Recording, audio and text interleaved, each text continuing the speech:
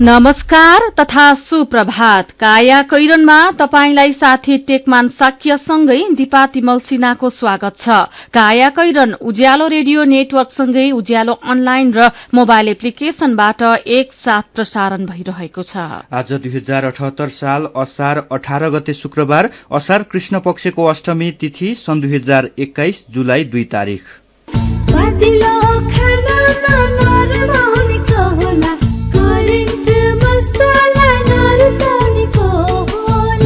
काया कैरनको साथमा करेन्ट मसला र करेन्ट चिया, स्वादको झट्का। झापाको रेडियो किङ एफएम 104.1 मेगाहर्जले आज प्रथम वार्षिक उत्सव मनाउँदैछ। वार्षिक उत्सव मनाउँदै गरेको रेडियो किङ एफएमलाई बधाई तथा शुभकामना दिँदै काया कैरन शुरू गरौं मुख्य खबरका शीर्षकहरूबाट। लगातार परेको झरीका कारण देशका धेरै ठाउँमा बाढ़ी पहिरो, मनसून भित्रिएको 21 दिनमा 33 जनाको ज्यान गयो। बाढ़ी पहिरोको जोखिम रहेकाले सतर्कता अपनाउन आग्रह।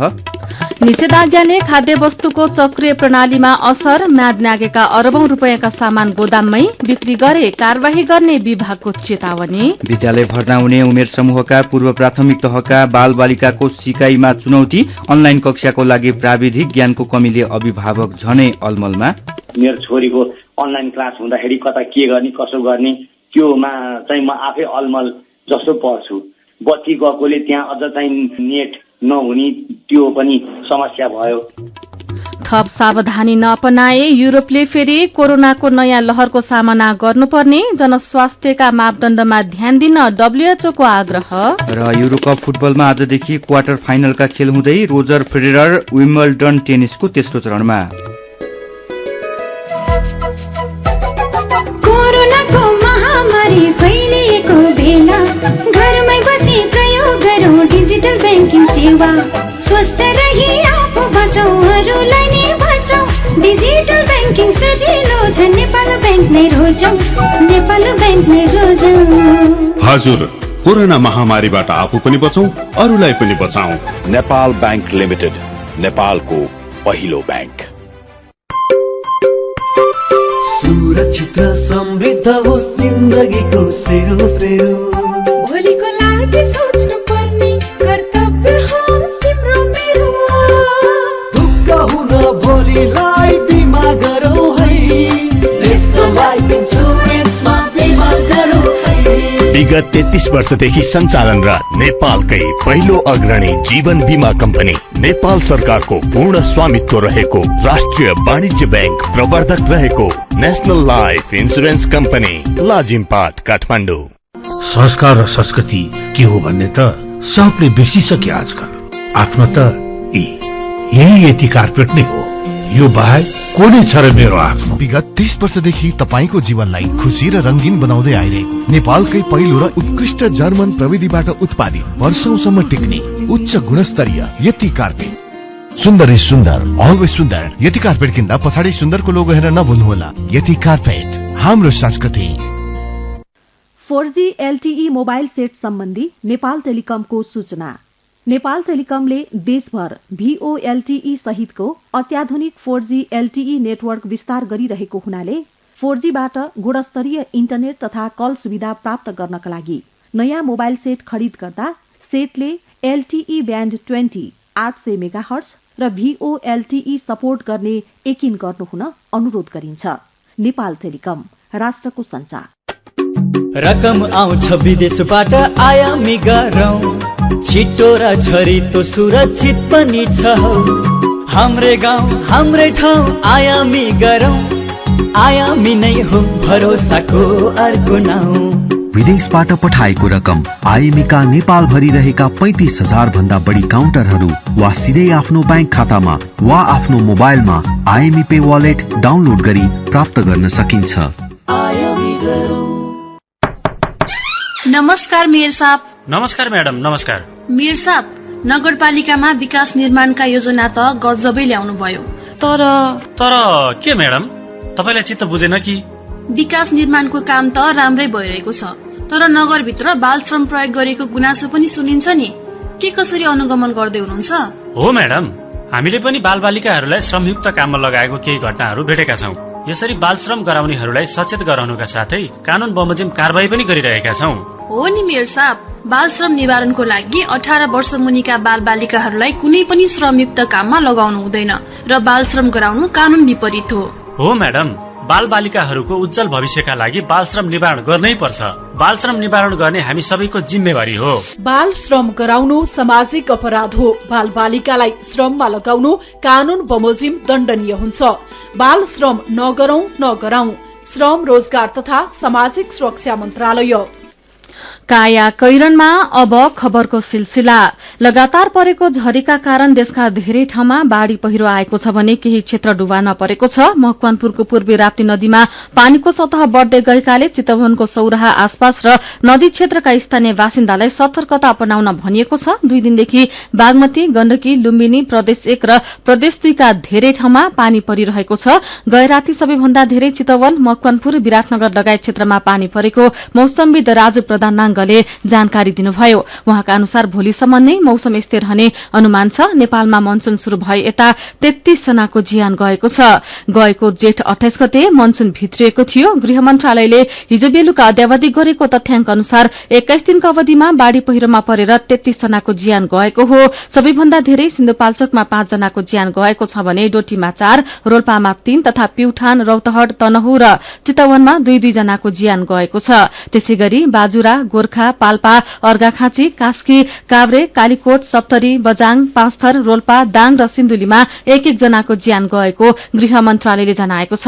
यस्तै यो अवधिमा 30 जना बेपत्ता भएका छन् भने 30 जना नै घाइते भएका छन्। यस्तै यो अवधिमा बाढ़ी पहिरो तथा डुबान र कटानबाट 112 घरमा पूर्ण रूपमा नोक्सानी पुगेको छ भने 475 घरमा आंशिक क्षति पुगेको छ। यस्तै आज पनि देशका धेरै ठाउँमा लगातार झरी पर्ने सम्भावना रहेकाले सतर्कता अपनाउन मौसमविदले सुझाव दिएका छन्। यसैबीच बाढ़ी पहिरो र चट्याङमा परेर हिजो चितवन, सिन्धुली र तनहुमा 7 जनाको ज्यान गएको छ। 3 जना बेपत्ता भएका छन्। तनहु र गोर्खामा 8 जना घाइते भएका छन्। गोर्खा, लमजुङ, पूर्वी नवलपरासी लगायत जिल्लामा दर्जनौं परिवार विस्थापित भएका छन्।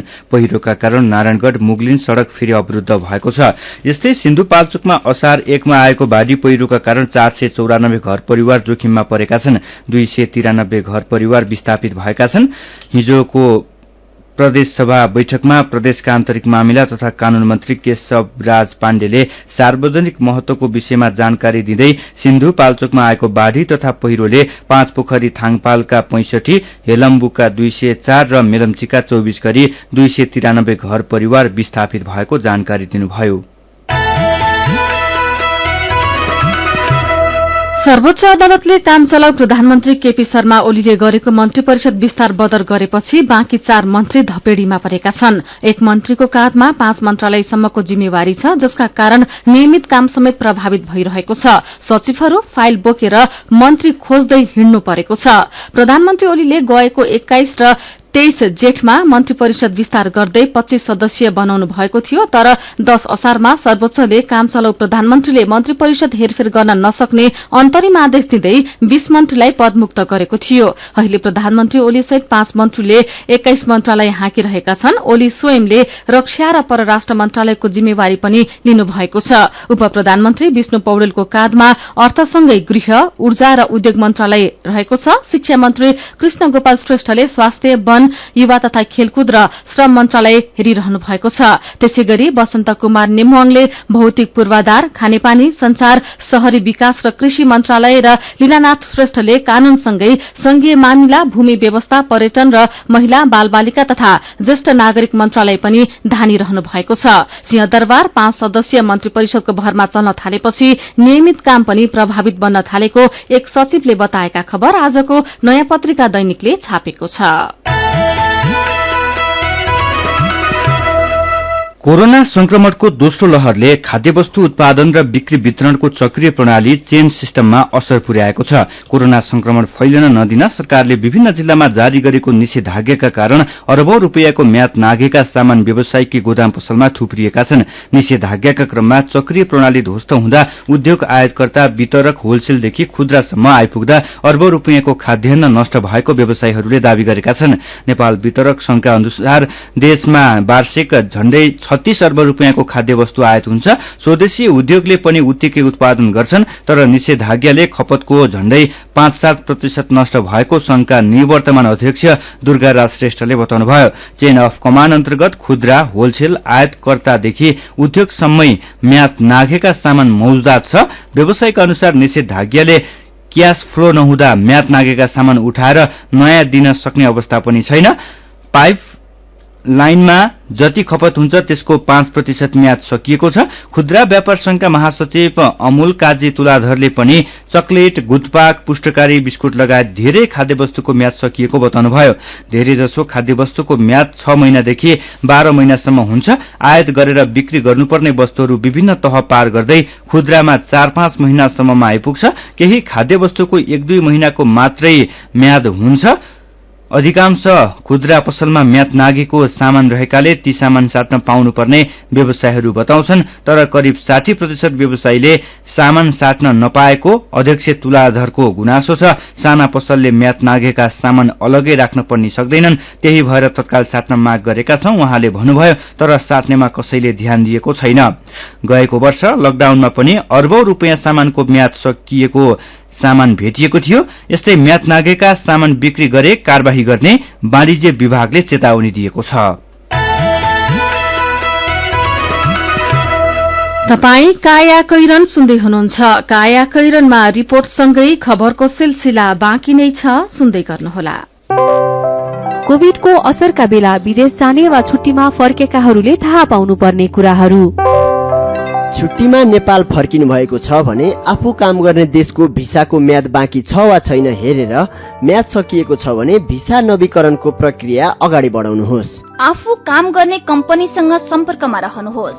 नेपालमा कोभिडका कारण सृजित परिस्थिति र अध्यागमन सम्बन्धी नयाँ नियमबारे बुझ्ने र आफ्नो कम्पनीलाई पनि जानकारी गराउने गर्नुहोस्।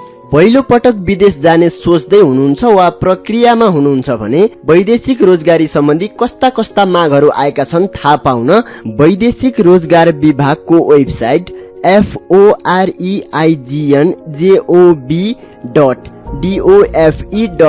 foreijob.dofe.gov.np बाट जानकारी लिनुहोस्। आफूलाई उपयुक्त हुने माग आएको छ भने त्यसमा निवेदन दिनका लागि आवश्यक प्रक्रिया चाल्नुहोस्।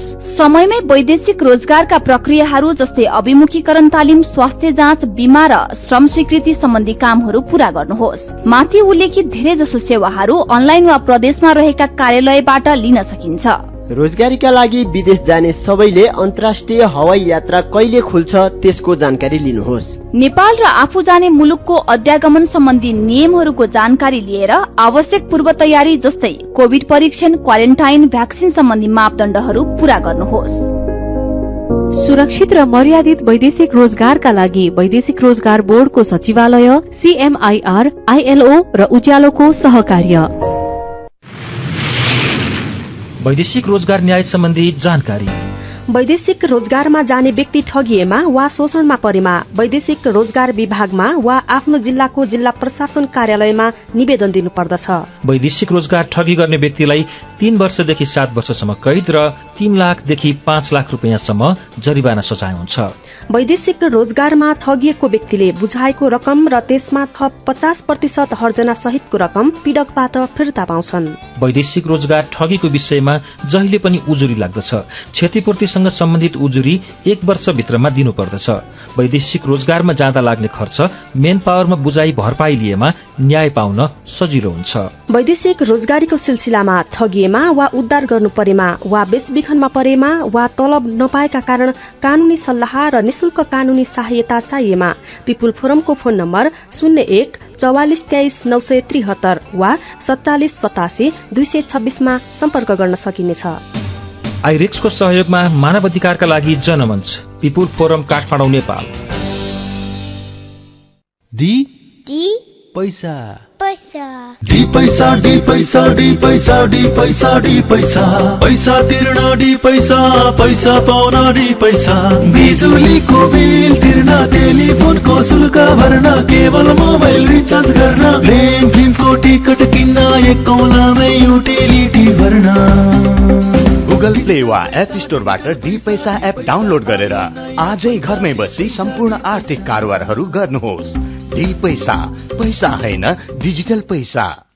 जिन्दगी ठट्टा होइन, त्यसैले यस विकराल महामारीमा घरभित्रै बसी सुरक्षित कारोबारको लागि ग्लोबल आइएमई ब्याङ्कको मोबाइल ब्याङ्किङ एप प्रयोग गरौँ। आफू पनि सुरक्षित रहौं र अरूलाई पनि सुरक्षित राख्न सहयोग पुर्याऊ।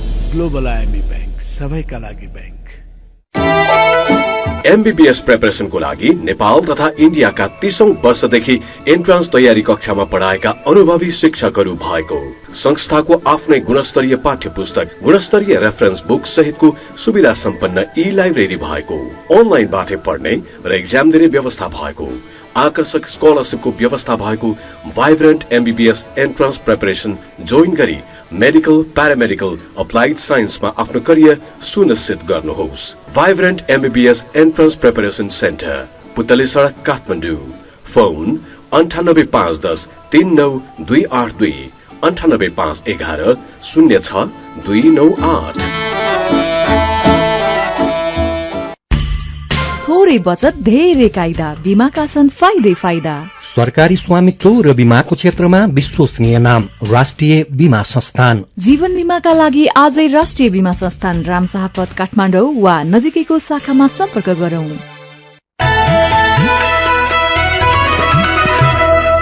उज्यालो रेडियो नेटवर्कसँगै उज्यालो अनलाइन र मोबाइल एप्लिकेशनमा प्रसारण भइरहेको काया कैरनमा तपाईंलाई फेरि स्वागत छ। यतिन्जेल हामीले लगातार परेको झरीका कारण देशका धेरै ठाउँमा बाढ़ी पहिरो, मनसून भित्रिएको 21 दिनमा 33 जनाको ज्यान गयो। सिंहदरबार 5 सदस्यीय मन्त्री परिषदको भरमा चल्न थालेपछि नियमित काम प्रभावित, निषेधाज्ञाले खाद्य वस्तुको चक्रीय प्रणालीमा असर, म्याद नागेका सामान बिक्री गरे कार्यवाही गर्ने विभागको चेतावनी लगायतका खबर प्रस्तुत गर्यौं। अब बाँकी खबर।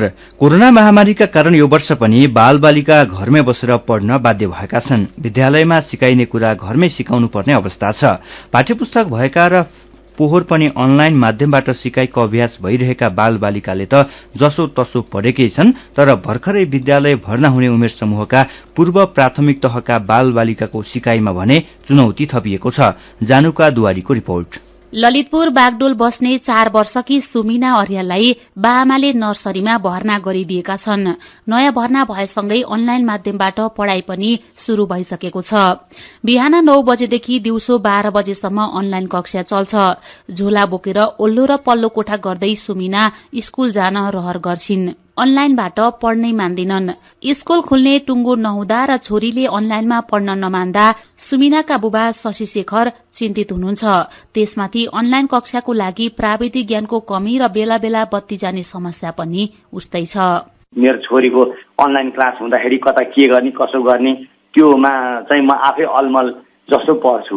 बत्ती गएकोले त्यहाँ अझ चाहिँ नेट नहुने त्यो पनि समस्या भयो। सुरुमा अब बानी लाउनलाई अलिक गाह्रै भयो। जतिसुकै समस्या भए पनि तत्कालका लागि अनलाइन पढ्नुको विकल्प पनि छैन। पोहोर शहरी क्षेत्रका धेरै विद्यालयले अनलाइन माध्यमबाट सिकाइ गर्ने अभ्यास गरिसकेका छन्। धेरैका लागि यो नौलो विषय होइन, तर पूर्व प्राथमिक तहमा नयाँ भर्ना भएका बालबालिका र उनीहरूका अभिभावकका लागि यो नयाँ प्रयोग हो। प्रविधिमा पोख्त भएका बालबालिका र अभिभावक मोबाइल र ल्यापटपमै भए पनि प्रभावकारी सिकाइ गर्न सक्षम भएका छन् भने प्रविधिमा त्यति ज्ञान नभएका अभिभावकलाई छोराछोरीको अनलाइन कक्षा शास्तिमा परिणत भइरहेको छ। काठमाडौँको चन्द्रागिरीमा रहेको प्रभात माध्यमिक विद्यालयका प्रधानाध्यापक गोविन्द रूपाखेती नयाँ भर्ना भएका विद्यार्थी मध्ये आधा विद्यार्थी पनि अनलाइन कक्षामा सहभागी नहुने गरेको बताउनुहुन्छ। नयाँ भर्ना भएका विद्यार्थीमा सिकाइको समस्या भएकाले कसरी सिकाइ गर्ने भन्ने बारे योजना बनाइरहेको उहाँको भनाइ छ। नर्सरी, केजी 1-2 का बालबालिकाहरू चाहिँ अझै पनि अनलाइनमा उनीहरू पहुँच छैन। अभिभावकहरूसँग पनि त्यो क्षमता सिप नभएको कारणले गर्दा अनलाइन पढ्न उहाँहरूलाई कठिनाई भएको छ। नेटको कारणले गर्दा, डिभाइसको कारणले गर्दा र प्रविधि नसिकेको कारणले गर्दा आधीभन्दा बढी भाइ बहिनीहरूले जोइन गर्न सक्नु भएको छैन। उहाँहरू निरन्तर सम्पर्कमा हुनुहुन्छ। हाम्रो 2 जना प्राविधिक त्यही जोइन गराउने काममै लाग्नु भएको छ। जसले यो माइक्रोसफ्ट टिममा सपोर्ट गरिरहनु भएको छ। अनलाइन कक्षा सञ्चालन गर्न सबै विद्यार्थीहरूसँग इन्टरनेट लगायतका आवश्यक पूर्वाधार नहुँदा अभिभावक मानसिक दबावमा छन्। कतिपयलाई प्राविधिक ज्ञानको कमी छ। पाठ्यपुस्तक समेत नहुने भएकाले पूर्व प्राथमिक तहमा र अझ विशेष गरी नयाँ भर्ना भएका बालबालिकाको सिकाइलाई लिएर अभिभावक र शिक्षक चिन्तित छन्।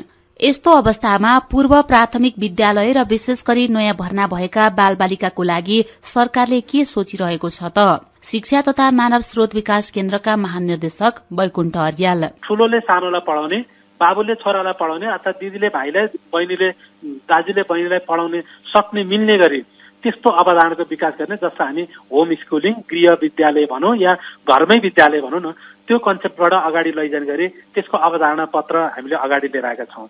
लामो भयो, एक एकाडेमिक सेसन नै विद्यार्थीहरू विद्यालय जानै सकेन भने त्यस्ता बालबालिकाहरूमा के गर्ने भन्ने प्रश्न त निस्केला होइन। तर 1 महिना 2 महिना 3 महिना हुँदाखेरि चाहिँ सुरुमा त अक्षर चिन्ने, समूहमा बस्ने, मतलब बोलीचाली प्रष्ट बोल्ने, केही शब्द वाक्य भन्न सक्ने अवस्था मात्रै हो पूर्व प्राथमिक तहको शिक्षाको। यस वर्ष ढिला गरी असारदेखि शैक्षिक सत्र शुरू भएकाले भर्नासँगै सिकाइ अगाडि बढाउनै पर्ने बाध्यता छ। गाउँठाउँका केही बाहेक धेरै विद्यालयमा भौतिक उपस्थिति भएर पठन पाठन गर्ने अवस्था तत्काललाई छैन। यस्तो बेला विज्ञहरूले भने जस्तै वैकल्पिक विधिलाई सजिलो र प्रभावकारी बनाएर सबै तहका बालबालिकाको सिकाइलाई निरन्तरता दिनु आवश्यक छ। तपाई अहिले सुन्दै हुनुहुन्छ काया कैरन। हामीसँग मेरो पनि भन्नु छ र कार्टुनसँगै खबरको सिलसिला बाँकी नै छ, सुन्दै गर्नुहोला। तपाईले चुरोट बिडी खानी गर्नु भएको छ भने आज एउटा कम गर्नुस् है, तपाईको स्वास्थ्य सुध्रिन्छ। सार्वजनिक हितका लागि उज्यालोको अनुरोध।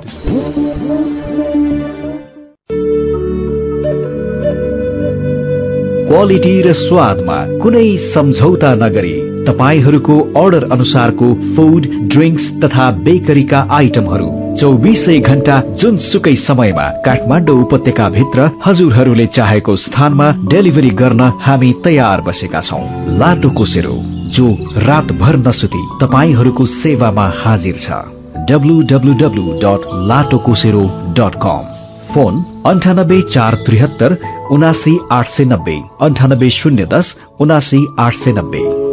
रमाइलो गर्नुहोस् आफ्नै घरमा, लाटो कोसेरोको भरमा। मिठो मिठो खानाले टक्क मान नाच्ला, स्वादिलो खानामा नरम हुनेको होला, करेन्ट बदलामा भनेको, करेन्ट मसाला नरुचानेको होला। Hygienic, tasty and fresh Trimurti industries private limited Rupandehi बुटवलद्वारा उत्पादित करेन्ट चिकन मसला, सब्जी मसला, चाउमिन मसला, मोमो मसला, चाट मसला, गरम मसला र अन्य विभिन्न मसलाहरू। करेन्ट मसला, स्वादको झट्का। रिलायन्स लाइफ इन्स्योरेन्सको पुनर्जागरण अभियान यस कोभिड-19 को विषम परिस्थितिमा आफ्ना ग्राहक वर्गको जीवन सुरक्षाको महत्वलाई मध्यनजर गरी कम्पनीबाट हालसम्म जारी भएको बीमा लेखको नवीकरण बीमा शुल्क भुक्तानी नगरी व्यतीत भएका बीमा लेखमा असार महिनाभित्र नवीकरण गरेमा विलम्ब शुल्कमा 100% छुट हुने हुँदा आफ्नो व्यतीत बीमा लेख पुनर्जागरण गरी सुनौलो मौकाको फाइदा उठाउनुहोस्। रिलायन्स लाइफ इन्स्योरेन्स, खुलेर जियौं।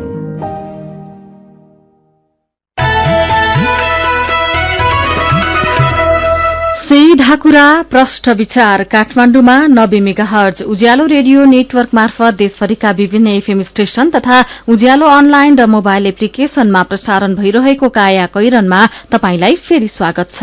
अब बाँकी खबर। पार्टी अध्यक्ष केपी शर्मा ओलीले एकतर्फी रूपमा महाधिवेशन आयोजक कमिटी भंग गरेको अर्को दिन एमाले वरिष्ठ नेता झलनाथ खनाल र माधव कुमार नेपाल समूहले सहमतिबाट मात्र एकता सम्भव रहेको निष्कर्ष निकालेको छ।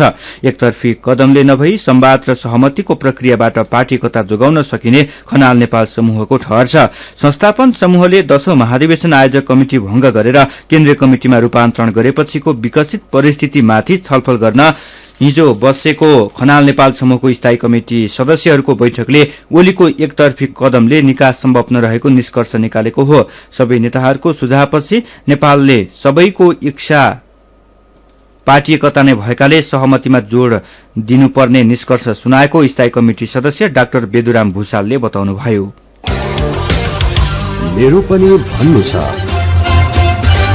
आउने 22 गतेदेखि काठमाडौँको 32वटा केन्द्र मार्फत भेरोसेलको दोस्रो मात्रा खोप लगाइने बारेको खबर पढेपछि जगदीश कणेल प्रश्न गर्नुहुन्छ, अहिलेसम्म एउटा डोज खोप पनि नपाएका र पहिलो डोज लगाएर दोस्रो डोजको पर्खाइमा रहेकाहरूले कहिले खोप पाउलान्?